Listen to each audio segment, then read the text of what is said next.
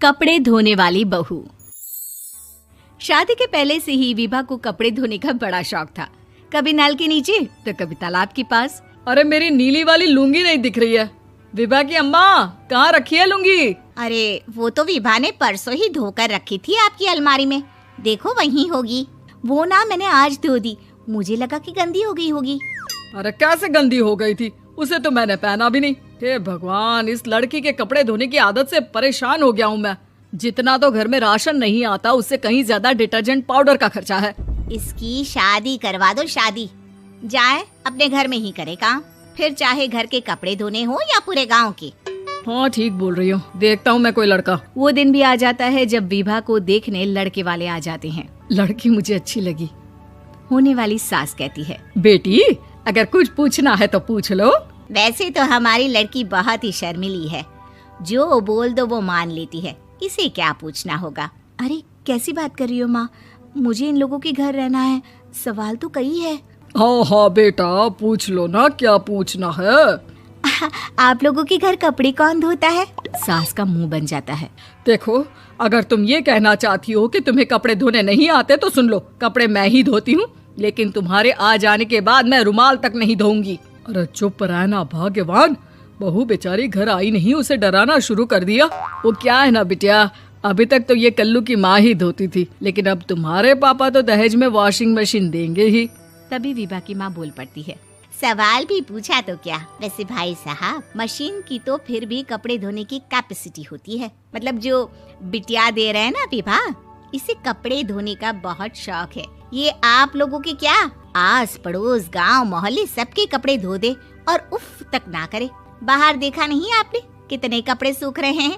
सब हमारी बिटिया ने ही तो धोए हैं। बस भी करो ना माँ, शर्म आ रही इतनी तारीफ सुनकर।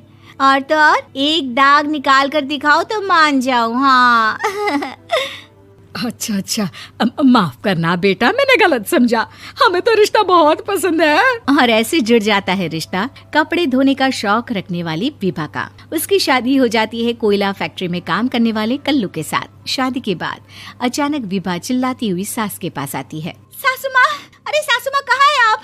ये तो धोखा है, धोखा दिया आप लोगों ने मुझे। इसे ससुर के चक्कर के बारे में पता चल गया। अरे तो उसमें तुझे क्यों धोखा मिला है? अरे नल में पानी नहीं आता, कपड़े कैसे कब धुलेंगे? अच्छा अच्छा, तू पानी नहीं आ रहा उसकी बात कर रही है। तो आपने क्या सोचा? कुछ नहीं।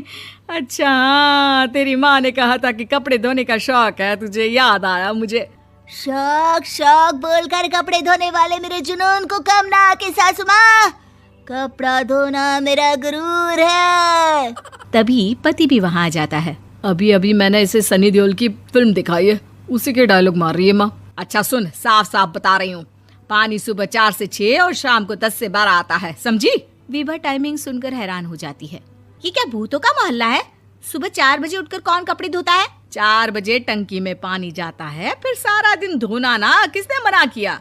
अरे कैसी बात कर रही हैं? 200 लीटर की टंकी में कितने कपड़े धो लूंगी मैं, सुबह ही उठ जाऊंगी मैं। अब क्या था, विभा सुबह 4 से लेकर रात के 12 बजे तक कपड़े ही धोती रहती। एक रोज सास पड़ोस से निकलकर कहीं जा रही होती है कि साथ वाली कहती है, हाँ कल्लू की माँ, जरा ये बताओ कि 2 साड़ी है, 2 ब्लाउज और एक पेटीकोट और एक नाड़े वाला लंबा कच्छा। हाँ तो?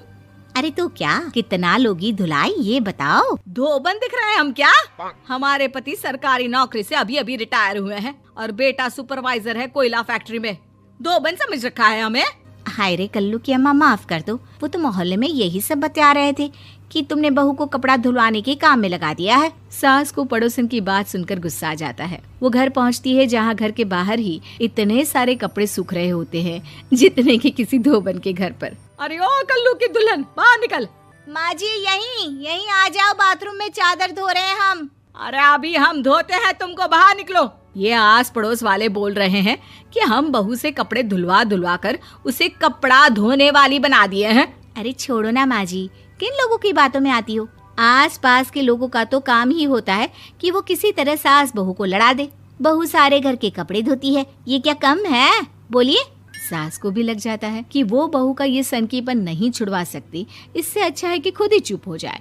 एक रोज सास और बहू मंदिर जाते हैं, जहाँ सास की साड़ी वहाँ खड़ी भीख मांगने वाली से मिलती है। माँ जी क्या बात है, आपकी साड़ी उस भिखारन से कितनी मिल रही है ना? हाँ हाँ देखो तो, दोनों की साड़ी मिल रही है। क्या बात है कल्लू की अम्मा, तुम खुद को तो अफसर की बीवी बताती हो और ऐसी सिंपल सी प्लेन साड़ी पहनकर घूमती हो। सिंपल और प्लेन नहीं है ये साड़ी। तो क्या सोने के धागे से फूल बने हैं? कुछ भी सासू माँ, कुछ भी। हाँ बने थे इस साड़ी में सोने के धागे से फूल। मेरे पति लेकर आए थे मद्रास से स्पेशली मेरे लिए 10,000 की। ताहे भाई साहब इस भिखारन के लिए भी सेम टू सेम साड़ी लेकर आए होंगे 10,000 की। सास उस वक्त तो कुछ नहीं कहती, लेकिन बहू के साथ घर आती है और अलमारी से एल्बम निकाल कर लाती है। ये साड़ी देख रही है, ये वही साड़ी है जिसे मैंने अभी पहना था। इस साड़ी में ये जो चमकदार फूल दिख रहे हैं ना, ये सोने के धागों से काढ़े गए हैं। लेकिन तू लोकल वॉशिंग मशीन ब्रश से घिस घिस कर सारे फूलों को निकाल कर साड़ी प्लेन कर दी। मुझे माफ कर दीजिए सासू माँ। और तो और, जब मैंने तुझे तेरी गलती के लिए कुछ नहीं कहा, लेकिन तूने तो सबके सामने मेरा मजाक ही बना दिया। क्यों? बहू को समझ में आ जाता है कि अब से उसका कपड़े धोना बंद।